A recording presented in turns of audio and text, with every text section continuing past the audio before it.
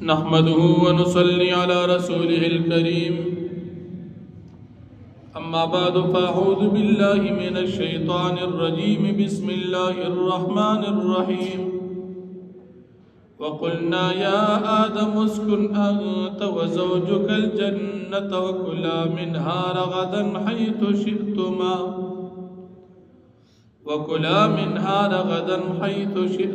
ولا تقربا هذه الشجرة فتكونا من الظالمين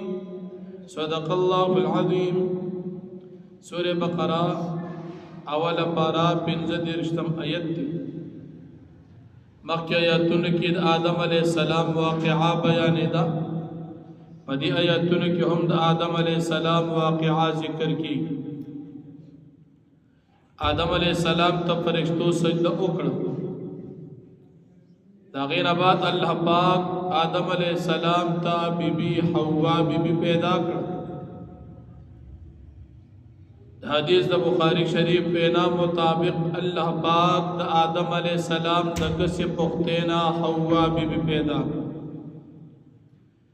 اللہ پاک تا او فرمیل چھتو اوستادا بی بی تاسو پا جنت کی اوسی گئی خوراک سکاک خپراخ کوئی البتہ دی یوی انت تاسو منز دیکھی گئی ورنتاسو با پدیجے کی خطا کون کی اگرزی آدم علیہ السلام او حوا بی بی پدی جنت کی اسیدل ابلیس چی کلا دا آدم علیہ السلام دا سجدین انکار بکول اللہ پاک دا جنت نرا اوستا قال فخرج منها فإنك رجیم وإن عليك اللعنة إلى يوم الدین جنت نوزت مردودی او پتا دے قیامت پوری لعنتی ندی خود جنت نرا اوستا رشو آدم علیہ السلام او حوا بی بی پا جنت کی آدم علیہ السلام تا چی دا کم سجدہ فرشتو اکڑو ابلیس انکڑ دا کم سجدہ علماء فرمائی سجدہ دو قسم دیو سجدہ دا عبادت تا بل سجدہ دا تعظیم دا سجدہ دا عبادت پا یو شریعت کم جائز ندا او سجدہ دا تعظیم دا چا دا عزت پا طور چاہتا سجدہ کول دا چا دا احترام پا طور نمخکنو شریعتون کی دا جائز ہو لیکن نبی علیہ السلام پر شریعت کے سجدہ دا تعظیم ہم ناروا کم خالق چخبل پیران تا سجدے کی لکبریلیان یا دا باڑی پیر چی دا کم ملنگان مریدان یا دا زیارتون تا سجدی کی دا طول پا حرام کی مبتلا اللہ پاک نا علاوہ ہی چاہتا سجدہ جائز نہ نبی علیہ السلام فرمائی کہ چرے سجدہ غیر اللہ تا جائز و ما و زنانو تا سجدی حکم کڑو چی تاسو خپل خواندان تا سجدو دا حدیث مبارک یہ بھی صحابہ کرام نقل کڑی کہ سجدہ غیر اللہ تا جائز و ما با زنانو تا خپل خواندان تا سجدو غیر اللہ تا سجدہ جائز نہ آدم علیہ السلام شریعت کی جائز و اللہ رب العالمین فرشتو تا حکم مقدد سجدو سیدر تعظیم آگا وقتی جائز اس ناجائز مسئلہ ختم جنت کی اسیدل آدم علیہ السلام و حوا بی بی ابلیس بھی خطا دیتا خویری دا اونا بنفر کم اونا نا قرآن کریم و نبی علیہ السلام پا حدیثو کی داغی تعین نشتا چی دا اونا مفسرین اقوال ذکر کری چاوی دا کجوری چاوی دا غنم چاوی دا انزر چاوی دا غنم دا مختلف اقوال پکی دا علماء ذکر چاوی دا انگور اقوال پکی دیر خدا اونا بنخوری ابلیس راغی دیتے وسوسوا چولا او دوی خطا کر ابلیس پا کم طریقے سر دیتا وسوسوا چولا یا خدا چی دی دی حوا بی بی او آدم علیہ السلام پزر کی دی شیطان دا خپل وسوسه واچوله او باغی باندې دا اوخوړ او یادا چې د جنت نه بهر وته د आवाज او چې دیږي کې دا اونک تاسو اوخوړل تاسو به همیشه دایمي جنتیان وګرځئ د جنت نه راوستل د دې شیطان مقصود چې زته راوترم چې تاسو مروزي او به وتقسمونه هم آدم علیہ السلام او حوا بی بی ته خدا پته نو چې په دروغ هم لاسو قسم کوي او وقاسمهما انی لکما لمن الناصحین قسم دې دواړو توکل تاسو خیر خوای فدلهما بغرور دې دلالت او خودنه او تو په دوکې سره دوکې او تورکړه دروغ او تووي قسم او ته په دروغ باندې نو په دروغ باندې قسم کول دا کار د شیطان چې کله آدم علیہ السلام او حوا بی بی ته دا وسوسه واچول دا دانه او خلا د غنم وا یا د انزر وا یا د انګور وا یا د کجوري و چې د هر څو خدا دانه او خوړ فلما ذاق الشجرة بدت لهما سوآتهما وطفقا يخصفان عليهما من ورق الجنة الله فرمایي چې کله دې دا دانه او خړلا د جنت لباس تدوین نه لري شو ردی شورو شل پزان باندې د کجو د کېلی دا باندې پزان باندې خودي او ځانونه په پټول اغه نه بعد الله پاک دې تو فرمایي چې تاسو پزما کې ته کوم شي پزما کې باندې بقایا جن تاسو تیروي آدم علیہ السلام دا دانه چې او خوړل آیا دا کار ګناه دي او کو ګناه نه دي تاسو په خیال کې راځي چې موږ پر موږ دا مسله چیرلې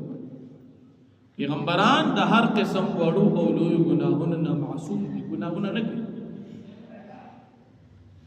اهل سنت والجماعت سلور مذهب مسلمانان په دې مسله کې متفق دي پیغمبران ګناهونه نه کوي نو واړه کوي نه لوی کوي نه مخکې کړي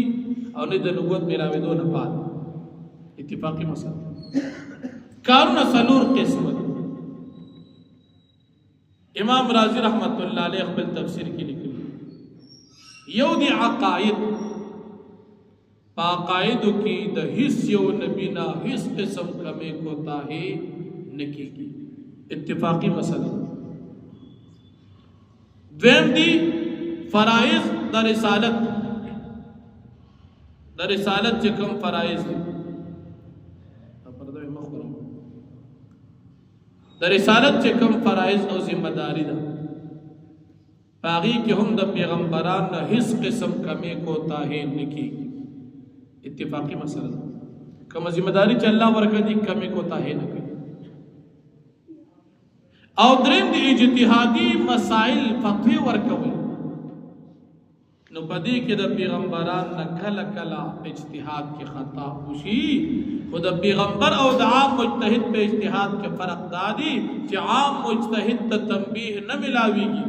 او پیغمبر چې کله په مسله کې خطا شي الله پاک تنبیه ورکي دا کار دې صحیح نه کو لکه د بدر د قیدیان مبارک نبی علیہ السلام فیصله او کفیدیتی والی قیدیان خوشی کړل په فدیه باندې الله پاک تنبیه ورکړ ما كان للنبي ان يكون له اسرى حتى يثخن في الارض تريدون عرض الدنيا والله يريد الاخره والله عزيز حكيم لولا كتاب من الله سبق لمسكم فيما اخذتم عذاب عظيم د بدر د قیدیان او فدیه د نبی علیہ السلام اجتهادي خطا او باغی بعد الله پاک تنبیه ورکړ خداغي باوجود هم دغه فدیه صحابه کرامو تقسیم شو البته ان شاء الله نور مسله تفصیلا په سورۃ الانفال کې راځي نو په اجتهادي مسلو کې د پیغمبر نه خطا را دي شي خو باغی باندې وت تنبیه ملاوي او چې کله مجتهد په اجتهاد کې خطا شي نبی علیہ السلام فرمایي باغی خطا کې دوم وت یو ثواب ملاوي او چې کله مجتهد په مسله کې حق ته ورسیږي بیا ورته دو ثواب ملاويږي نو مجتهد په هر صورت کې ثواب حاصلون کی او د پیغمبر شان اوچتن الله پاک په فورا تنبیه ورکی دا خبره دا مسله دې ټیک بیان نه کړ. او سلورم قسم په پیغمبرانو باندې کله کله هیرا او خطا راځي په عام امورو کې، لکه نبی کریم صلی الله علیه وسلم یو ځل د ماسپخین یا د مازدیګر مانځه ته ولاړو، خطا شو، نو مونځ یې 2 رکعاتو کې د څلورو پسې نو خطا ترې راتلی شي. خو په داسې امورو کې چې هغه نسیانن وي، هغه په هیره باندې، خو هغې ته ګناه نه ویل کېږي. اوس آدم علیه السلام په دې ځای کې چې دا دانه وخوړله، امام رازی رحمت الله علیه فرمای دی خلاف اولا کارو، اولا دا و چې د خوړلې نو ولې وخوړل؟ د خیال دار هغه چې زه د یو خاص بوټي نه باندې کړم چې هغه بوټي به نه خوري، نو ما خو د بل نه وخوړل. او یا دا چې ما ته کېدی چې دا مسله معلومه نه دی، ابلیس را ته قسمونه وکړه کېدی چې دې مسلې حکم منسوخ شوي، اوس خوړل جایز دی، نو بیا وخوړله. کېدی شي ابلیس ته معلومه شوي او ما ځکه دی هم په بزرګانو کې فرشتو کې ګرځي ابلیس، نو کېدی شي دا مسله ته معلومه ما ته معلومه نه، دا مسله منسوخ شوي، اوس مې ځکه وخوړه نو ویې خوړله. او د خوته وی کنه چې وقاسما انی لکما لمن الناصحین، چې د تاسو ته خیر خوا یم او قسمونه مته وکړ. د مقصود داغي خطا کولو، او د دې وجنه الله پاک دې کې فرمایي فازلهما الشیطان عنها،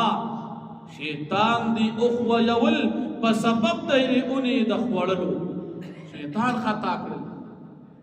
آدم علیه السلام کدا دانه خوړلې دا دې په هیر او په خطا یې خوړل. او داغی دلیل قرآن کریم کے رب العالمین په سورہ بنی اسرائیل کی خپل فرمائی فنسی ولم نجد له عزما، آدم علیہ السلام نه خبره هیره شوه، د پاره قصد په دې کار کې نو مندل چې قصدن دا نافرمانی کوله، دا خطای چې کوله دې قصدن نه کوله، په هیره باندې کوله. آدم علیہ السلام نه دا کار هیر شوه. دا د مسلمانانو عقیده دا د مسلمانانو ایمان. دا زما بلاس کی کتاب دی د مودودیان چې کومه سیاسی پارٹی لري جماعت اسلامی، خو موږ دلته د عقیدې مسله ذکر کوو. دی وایي آدم علیہ السلام دا مسئلہ ذکر کی، وہ آدم علیہ السلام نے توبہ کی اللہ نے قبول کر لی. اس کے معنی یہ ہے کہ آدم علیہ السلام اپنے نافرمانی پر عذاب کے مستحق نہ رہے. آدم علیہ السلام نافرمانیوں کے عذاب مستحق نہ شو، گناہگاری کا جو داغ ان کے دامن پر لگ گیا تھا وہ دھو ڈالا. آدم علیہ السلام کو وجود چې د گناہونو کوم داغ راغلو هغه په توبې سره ووینځو، نعوذ بالله. نو پیغمبر آدم علیہ السلام د گناہ په داغ باندې داغدار. مسلمانانو عقیده چې پیغمبران گناهونه نه کوي، دا بعض اوقات کې دا مودودیان وي زمونږ په زوړ کتابونو کې دا مسله و نو کې نشته. دا ما سره زوړم شو نوې کتاب لا سره شته، دا د 2022 چاپ دی، مارچ 2022 نوې چاپ. دا مسله د مودودیانو خطا، ځکه مودودیانو په نس پیغمبر ګناه کړي او په ګناه باندې داغدار شو، نو توبه چې وویستله هغه داغ ختم شو. مسلمانانو عقیده چې پیغمبران ګناهونه نه کوي، نو کدا دانه خو د پهیره خپل نو پهیره باندې خروجن ماتي. خو پیغمبر تعالی پاک زور نه پدی ورکه چې د مقام دی روچت. یو عام سړی خطا او کنه بس خیر دی خطا شو، او یو لوی سړی خطا یو کنه لکه ته خو خیال کا وکړه ته ولې دا کار کې، ته ډېر غټ سړی ته ذمہ داری غټه ده، چې څوره ذمہ داری لوی هغه ته په معمولی خبره باندې هم زورنه ډېرې. نو پیغمبران خو د ډېر اوچتې ذمہ داری خاوندان دي، نو په هیر باندې الله پاک زورنه ورکړي چې خیال به دې کړو دا دانه به دې نه خوړه، او الله رب العالمین باغې باندې بیا زورنه ورکړ. نو آدم علیہ السلام کو دا دانه خوړلې ده دې په هیر باندې یا اجتهادي خطا باندې، او دې ته ګناه نه ویل کېږي. نو پیغمبران د هر قسم وړوي او لوی ګناهونو نه معصوم او پاک وي. دا د مسلمانانو عقیده. نو فرمایي وقلنا او من اوی یا آدم اسکن، اے آدم علیہ السلام تو سیگ انت تو وزوجک استا بی بی الجنت پا جنت کی، وکلا منها رغدا او تاسو دواړه خورئ د دې جنت د میوجاتو نه فراخا حیث شئتما کوم ځای کې چې ستاسو خوښوي ولا تقربا هذه شجرة او تاسو منزدیک کیږي دی اونتا فتكونا من الظالمين ورنه تاسو بشي خلاف اولا کار کوونکی فازلهما الشیطان عنها نو خطا کړل دی دوالو لره شیطان په سبب د دې خړل د دې اونې فاخرجهما نو وی وستل تا دواله مما دا غزینا کانا فی تیو پاغه کی وقلنا او من او اهبطوا تاسو کوشي بعضکم لبعض عدو بعض استاسو د بعض د پاره دشمنان ولکم فی الارض مستقر او استاد د پاره بوی پزمکه باندې زیاده قراری ومتاع الى حين او اسباب د جنتی رولو تر دې نیټه مقرره پوری واخذ